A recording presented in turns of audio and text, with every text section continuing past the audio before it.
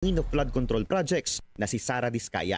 Yan ang inilahad ng periodistang si Antonio Montalvan II sa kanyang commentary piece entitled Untold Secrets of the Diskayas sa Vera Files.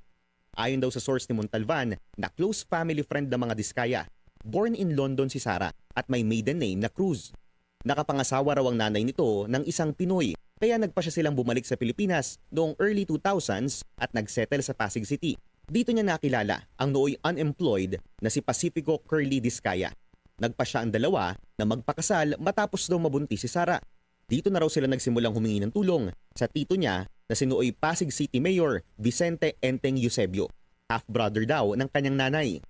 Matatanda ang sinimulan ng mga Eusebio ang kanilang pamumuno sa Pasig City mula nang maging Vice Mayor si Enteng noong 1980 hanggang 1986. Nasungkit nito ang pagka-mayor noong 1992. Pero termino niya from 2004 to 2007, pumasok daw sa eksena ang mag-asawang Diskaya. Ani Montalvan, dito nagsimulang magbukas ang pintuan ng mga oportunidad para sa mag-asawa.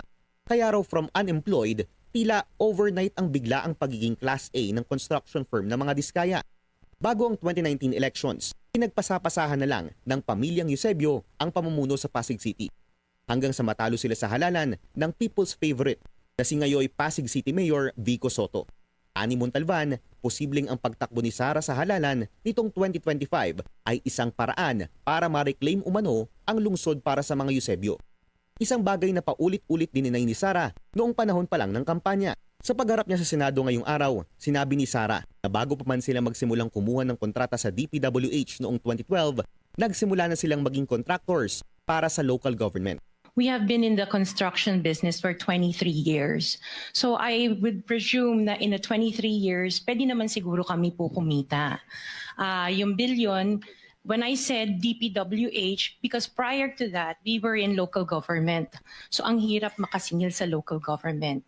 Pagkatapos ng pagdinig, sinubukan ng Billionaire News Channel na kunin ang panig ni Sara sa relasyon niya kay former Pasig City Mayor Vicente Eusebio, pero tumanggi itong sumagot.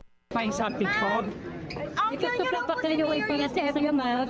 Uncle, you know po si Mayor Vicente Eusebio. Is that why you got the DPWH projects, ma'am?